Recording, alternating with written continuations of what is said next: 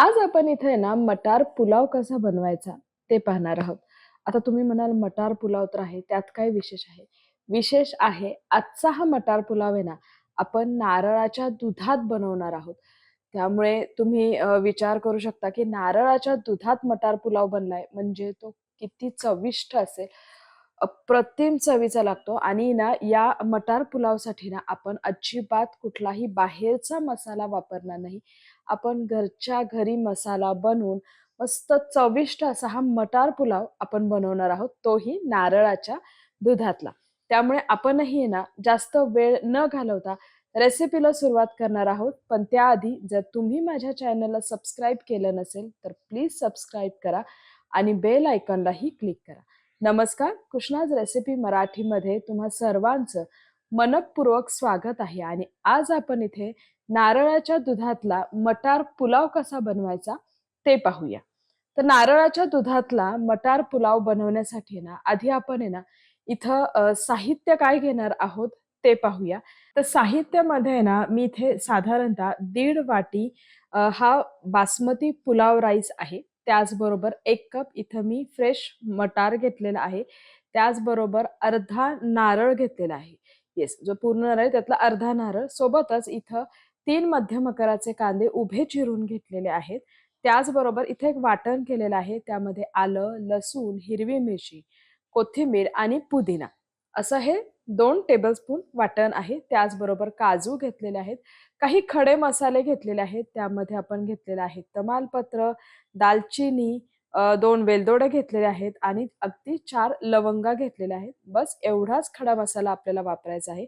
सोबतच जिरे, थोडंसं खसखस आणि बडीशेप वापरलेलं आहे. हळद आणि चवीनुसार मीठ. साहित्याचे प्रमाण मी खाली डिस्क्रिप्शन बॉक्समध्ये दिलेले आहे. आता आहे ना आपल्याला हा नारळाच्या दुधातील मटार पुलाव बनवायचा आहे. त्यासाठी आपण आधी तांदूळ आहे ना 2 ते 3 वेळा स्वच्छ पाण्याने धुवून घेणार आहोत आणि स्वच्छ धुतल्यानंतर आहे ना हे तांदूळ आपल्याला चाळणीमध्ये असे निथळत ठेवून द्यायचे. त्याचं सगळं पाणी गेलं पाहिजे. आता इथं तांदूळ धुवून झालेले आहेत. त्यानंतर आहे ना आपण नारळाचं दूध काढून घेऊया. तर नारळाचं दूध कसं काढायचं? तर मिक्सर जारमध्ये मी नारळाचे काप ॲड केलेले आहेत. त्यात थोडंसं पाणी ॲड केलेलं आहे आणि मिक्सरमध्ये छान बारीक वाटून घेतलेलं आहे. बारीक वाटल्यानंतर चाळणीमध्ये मी असं हे जे वाटून घेतलेलं मिश्रण होतं ना, ते चाळणीत घेतलेलं आहे आणि आता याला हे बघा, चमच्याने हलवून आहे ना, याचं मी सगळं दूध काढून घेणार आहे. तुम्ही ही प्रोसिजर आहे ना, मलमलच्या कपड्यातही करू शकता. काही हरकत नाही. पण असंही केलं तरीही चालतं आणि हे बघा, खाली आहे ना, सगळं ह्याचं दूध आरामशीर निघतं आणि सेम आहे ना, अशाच पद्धतीने आपल्याला ना, हे 2-3 वेळा ही सेम प्रोसिजर करायची आहे. साधारणतः आहे ना, आपल्याला 3 ते 3.5 वाट्या हे नारळाचं दूध काढून घ्यायचं आहे. तर हे बघा, इथे तुम्ही बघू शकता नारळाचं दूध निघालेलं आहे.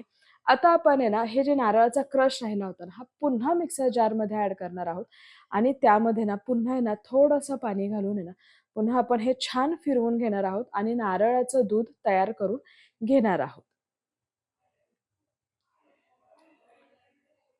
तर इथे बघा, इथे साधारणतः 3 ते 3.5 वाट्या आहे ना, मी नारळाचं दूध तयार केलेलं आहे. आपल्याला इथं पाण्याचा वापर करायचा नाही. त्यामुळे शक्यतो थोडं अजून 1 वाटी जास्त निघालं तरी काही हरकत नाही नारळाचं दूध. आता आहे ना, इथं जे खडे मसाले आपण घेतले होते, ज्यामध्ये दालचिनी, 3-4 लवंग, 2 वेलदोडे, 1 चमचा बडीशेप, 1 चमचा खसखस आणि 1 चमचा जिरे. हे आपल्याला आहे ना कोरडेच छान भाजून घ्यायचे आहेत. हाच तो मसाला आहे, ज्या मसाल्याचा वापर करून आपण मस्त चविष्ट असा आहे ना, नारळाच्या दुधातला मटार पुलाव बनवणार आहोत. तर आहे ना, हलकासा मीडियम फ्लेमवर छान आपण हे ड्राय रोस्ट करून घेणार आहोत आणि ड्राय रोस्ट झाल्यानंतर आहे ना, छान बारीक वाटून घ्यायचं आहे. छान खमंग भाजायचं आहे. तर हे बघा इथे हे मस्त छान भाजलं गेलेलं आहे. थोडंसं थंड झाल्यानंतर आहे ना, मी मिक्सर जारमध्ये ॲड केलेलं आहे आणि याची आहे ना, बारीक पावडर करून घेतलेली आहे. या मसाल्यामुळे आहे ना, ह्या नारळाच्या दुधातील मटार पुलावला ना, मस्त चव येते. येस. आपला हा मसाला रेडी झालेला आहे. तो मी बाजूला काढून घेणार आहे आणि आता आपल्याला आहे ना मटार पुलाव बनवायचा आहे. त्यासाठी इथे मी आधीच कढईमध्ये तूप ॲड केलं होतं. तूप चांगलं तापल्यानंतर आहे ना, मी इथं यात काजू ॲड करणार आहे आणि काजू हलकेसे सोनेरी रंगावर आपल्याला छान परतून घ्यायचे आहेत. तर इथे साधारणतः आहे ना तूप मी 2.5 टेबलस्पून वापरलं होतं.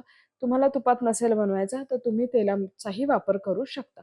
आता इथे तुम्ही बघू शकता, की काजू छान तळले गेलेले आहेत. काजू मी बाजूला काढून घेतलेले आहेत आणि आता यामध्ये ॲड करणार आहे 2 तमालपत्र.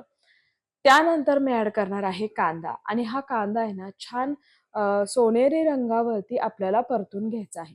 गॅसची फ्लेम मात्र मीडियमच ठेवायची आहे. हाय फ्लेमवर कांदा जास्त परतून घेऊ नका. मीडियम फ्लेमवर हे बघा मस्त असा हा कांदा ब्राउन झालेला आहे, छान परतला गेलेला आहे. आता यामध्ये मी ॲड करणार आहे जे वाटण मी आधी सुरुवातीला तुम्हाला सांगितलं होतं. आलं, लसूण, हिरवी मिरची, कोथिंबीर आणि पुदिना. तर यामध्ये ना साधारणतः 2-3 हिरव्या मिरच्या ॲड केलेल्या आहेत. 4 ते 5 लसणाच्या पाकळ्या, अर्धा इंच आलं आहे, थोडीशी कोथिंबीर आणि थोडासा पुदिना घालून आहे ना, हे वाटण तयार केलेलं आहे. हे वाटण कांद्यामध्ये ॲड केल्यानंतर 2-3 मिनिटं छान परतून घ्यायचं आहे. याचा कच्चा वास निघून गेला पाहिजे. तर हे पहा, तुम्ही बघू शकता एक 2-3 मिनिटं झालेले आहेत. वाटण मी छान परतून घेतलेलं आहे. आता यामध्ये ॲड केलेलं आहे अर्धा टीस्पून हळद आणि जो आपण मसाला बनवला होता अख्खा खडा मसाल्यांचा, तो मसाला मी यामध्ये ॲड केलेला आहे. आणि आता हे सगळं आहे ना पुन्हा छान परतून घ्यायचं आहे.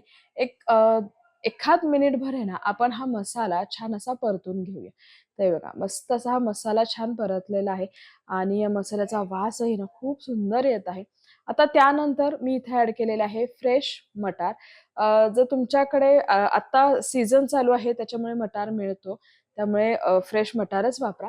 जेव्हा मिळणार नाही तेव्हा फ्रोझन मटार वापरला तरी काही हरकत नाही. येस. तर आता हे बघा मटार घातल्यानंतर सुद्धा ना एक 2-3 मिनिटं छान परतून घेतलेलं आहे आणि त्यानंतर आपण यामध्ये ॲड करणार आहोत हे नारळाचं दूध आणि नारळाचं दूध ॲड केल्यानंतर आहे ना एकदा आहे ना छान सगळं मिक्स करून घेऊया. बरं आता इथं तुम्हाला असं वाटलं, की हे नारळाचं दूध कमी पडत आहे, तर तुम्ही थोडंसं पाणी यामध्ये ॲड करू शकता. आता आहे ना हे नारळाचं दूध ॲड केल्यानंतर चवीनुसार मीठ मी इथे ॲड केलेलं आहे आणि त्यानंतर आहे ना ह्या नारळाच्या दुधाला आपल्याला छान उकळी येऊन द्यायची आहे. त्यामुळे गॅसची फ्लेम आहे ना मीडियमच ठेवायची आहे आणि मीडियम फ्लेमवर ह्या नारळाच्या दुधाला छान खळखळ अशी उकळी आली पाहिजे. आता तुम्ही इथे बघू शकता मस्त ह्याला उकळी फुटलेली आहे. अजून एक 2-3 मिनिटं आपण थांबणार आहोत. येस. तर हे बघा एक 2-3 मिनिटांनंतर तुम्ही बघू शकता मस्त ह्याला खळखळून उकळी आलेली आहे. एकदा चमच्याने छान सगळं हलवून घेणार आहोत आणि त्यानंतर आहे ना यामध्ये मी ॲड करणार आहे हे तांदूळ जे आपण निथळत ठेवले होते आणि हे तांदूळ ॲड केल्यानंतर आहे ना छान पुन्हा एकदा सगळं आपण चांगलं मिक्स करून घेणार आहोत. आता या स्टेजला इथे तुम्ही मीठ चेक करा, की याच्यात मिठाचं जर प्रमाण कसं आहे, कमी जास्त आहे. जर तुम्हाला वाटत असेल, की मीठ अजून थोडंसं गरजेचं आहे, तर तुम्ही पुन्हा या स्टेजला मीठ घालू शकता. या स्टेजलाच आपल्याला हे चेक करायचं आहे. तर मी आता इथे चेक केलेलं आहे. मीठ अगदी परफेक्ट आहे, त्याच्यामुळे टाकायची गरज नाही. आता मस्त असा हा पुलाव आहे ना, आपण मंद गॅसवर छान शिजवून देणार आहोत. एक 10 ते 15 मिनिटांनंतर आपण चेक करूया. तर इथे आहे ना 10 मिनिट झालेले आहे आणि 10 मिनिटांनी तुम्ही बघू शकता ह्यातलं पाणी बऱ्यापैकी कमी झालेलं आहे. आता आहे ना आपण एकदा हलवून घेणार आहोत. म्हणजे आहे ना हे जे मटार आहेत ना वरती आलेले हे छान सगळे मिक्स होतील. खूप जास्त हलवायचं नाही. सारखं हा भात हलवून घेऊ नका. नाहीतर पुलाव आहे ना चिकट होईल. म्हणजे जेव्हा केव्हा तुम्ही मसाले भात किंवा पुलाव बनवता ना, तेव्हा शक्य होईल तेवढं जास्त हलवू नका. जास्त जर चमच्याने हलवत राहिले ना, तर तो चिकट होतो. अजून एक 10 ते 15 मिनिटांनंतर हे बघा मस्त असा आपला हा मटार पुलाव रेडी झालेला आहे. तुम्ही बघू शकता काय परफेक्ट झालेला आहे. एकदा आहे ना चमच्याने लास्टला मी सगळं छान मिक्स करून घेणार आहे आणि हे बघा तुम्ही बघू शकता यातलं संपूर्ण पाणी आटलेलं आहे. छान मोकळा सुटसुटीत असा हा मटार पुलाव रेडी झालेला आहे. एकदा आपण मिक्स करून घेऊया. येस. छान मस्त असा हा मटार पुलाव मिक्स झालेला आहे. आता सगळ्यात शेवटी ना मी यावर ॲड करणार आहे थोडीशी कोथिंबीर. कारण कोथिंबिरीशिवाय ना कोणताही पदार्थ मला अपूर्णच वाटतो. त्यामुळे ना मी हा मटार पुलाव झाल्यानंतर कोथिंबीर आणि सगळ्यात महत्त्वाचं जे काजू आपण तळून घेतले होते ना, मी विसरले होते. सगळ्यात शेवटी आपण हे काजू ॲड करायचे काजू तुम्ही आधी टाकले तरी काही हरकत नाही. पण गार्निशिंगसाठी असे हे काजू छान वाटतात म्हणून मी हे वरूनच ॲड केलेले आहे आणि वरून थोडीशी कोथिंबीरही ॲड केली आहे. कोथिंबीर भुरभुरल्यानंतर आहे ना, मी इथं वरून ऍड करणार आहे थोडासा ओल्या नारळाचा चव. याच्यामुळे हा जो मटार पुलाव आहे ना अप्रतिम लागतो. मस्त असा गरमागरम मटार पुलाव खाण्यासाठी रेडी झालेला आहे. हा मी आता सर्व करून घेणार आहे. तर हे बघा मस्त असा मटार पुलाव रेडी झालेला आहे. तोही नारळाच्या दुधातला. येस, आपला नारळाच्या दुधातला मटार पुलाव खाण्यासाठी रेडी झालेला आहे.